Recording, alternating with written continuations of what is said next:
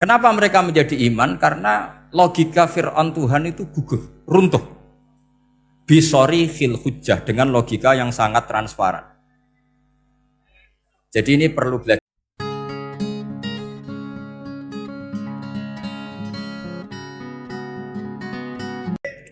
Begini, saya dulu pernah berdoa berkali-kali sama Allah Subhanahu wa taala bahwa saya ingin membaca Quran itu fasih fil makna.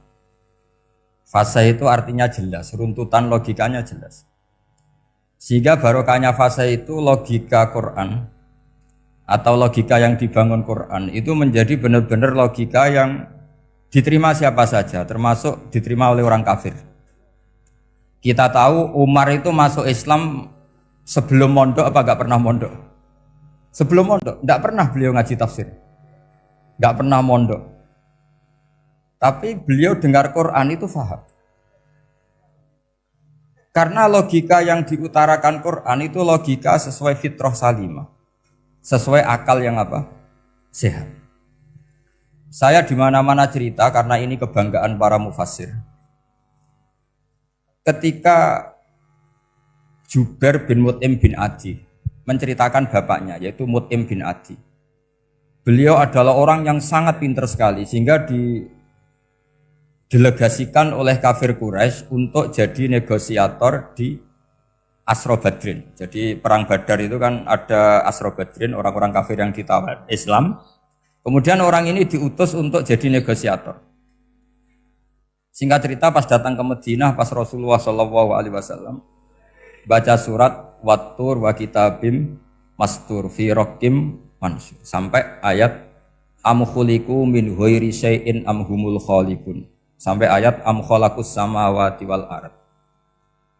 Di ayat itu Allah menceritakan kalau Tuhan-Tuhan yang kamu anggap Tuhan itu sebagai Tuhan, misalnya Lata, Uzza, Manat, enggak apa-apa kata Allah. Tapi kata Allah saya minta bukti prestasi mereka apa kalau sebagai Tuhan itu. Apakah pernah ikut menciptakan langit bumi? Atau kalau nggak bisa menciptakan urun kata Allah. Urun semen sak-sak kata Allah. Sepenting urun. Sehingga logika lalu terbangun. Prestasinya apa? Tuhan-Tuhan yang kami tuhankan itu. Kata Allah, Qul ara'aytum ma tad'una min dunillah aruni madza khalaqu minal ardi am lahum syirkun fis samawati. Kalau mereka Tuhan, tunjukkan prestasinya ke saya, kata Allah. Apakah mereka terlibat dalam penciptaan langit dan bumi? Atau kalau nggak bisa menciptakan 100%, kata Allah setidaknya urun. Ya tadi urun semen, amlahum syirkun fisamawat. Syirkun maknanya urunan. Lalu ketuhanan berhala, Uzza dan sebagainya batal karena ayat ini. Orang kafir berpikir, wah ini tidak Tuhan karena nggak punya prestasi apa-apa. Lalu mereka secara ekstrim malah berpikir ateisme, tidak mengakui adanya Tuhan. Kalau nggak diakui adanya Tuhan, berarti alam raya ini dimulai dari ketiadaan. Logikanya berarti begini, hadhil maujudat khalaqahal adam. Langit yang karuan wujud, bumi yang karuan wujud, hewan-hewan yang karuan wujud, matahari, rembulan, lautan semuanya wujud. Kemudian semua maujudat ini dirumuskan khalaqahal adam, diciptakan oleh ketiadaan. Pertanyaannya adalah ma huwal junun asyaddu min hadza? Kegilaan apa yang lebih parah ketimbang ini? Karena sesuatu yang wujud dimulai dari sesuatu yang tidak wujud. Berarti sama dengan mengatakan hadhil maujudat khalaqahal adam. Semua yang enggak ada ini diciptakan oleh sesuatu yang enggak ada. Jadi semua yang ada diciptakan oleh sesuatu yang enggak ada. Maka Quran ketika ngetikan am khuliqu min ghairi syai'in. Apakah kalian semua atau mereka semua diciptakan min ghairi syai'in, min ghairi khaliqin maujudin. Saya ngecek di beberapa tafsir termasuk bukan kitab tafsir tapi maknanya sama seperti di Ihya. Masa alam raya seindah ini, seeksistensi ini, senyata ini kemudian diciptakan oleh sesuatu yang tidak ada. Mereka akhirnya mikir, ya harus diciptakan oleh sesuatu yang ada. Nah karena sesuatu yang ada ini posisi pencipta, maka harus berstatus super. Nah super ini oleh ulama dibahasakan wajibil wujud. Maka zat yang menciptakan ini namanya zat sing wajibil wujud. Lalu wajibil wujud ini oleh Islam disebut Allah Subhanahu Kayak apa fasihnya Quran bikin logika? Atau orang yang jadi Tuhan itu yang mengklaim sebagai Tuhan? Itu juga mungkin, yang penting maujud. Siapa itu? Fir'aun. Fir'aun itu mengaku sebagai Tuhan. Dia sudah sah dari segi dia wujud. Namanya orang wujud punya eksistensi, mungkin berkreasi. Saya ulang lagi, namanya orang wujud punya eksistensi, tentu mungkin berkreasi. Tapi pertanyaannya begini, ketika Musa tanya, pertama ditanya Musa, lalu kamu kalau menyembah selain saya, nyembah siapa? Kata Musa, Rabbul Alamin. Siapa Rabbul Alamin? Rabbus samawati wal ardi, yang menuhani langit bumi. Terus kata Fir'aun, tidak jawab, manggil Haman. Haman, kamu kan arsitektur, coba ibnili sorhal ali abluhul asbab. Ya Haman ibnili sorhal ali abluhul asbab. Bangunkan sebuah piramida yang tinggi, la'ali at-tali'u ila ilahi Musa. Saya ingin melihat Tuhannya Musa. Lalu kemungkinan Tuhan di bumi, kata Fir'aun, ma'alim tulakum min ilahin ghairi. Kemana-mana saya melihat yang jadi Tuhan saya.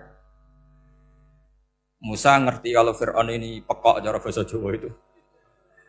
Itu menerangkan sifatnya Allah itu dengan sifat yang sederhana. Tapi justru dengan sederhana ini Fir'aun tidak bisa jawab. Terus Nabi Musa ganti argumentasi, Rabbukum wa Rabbu abaikumul awalin.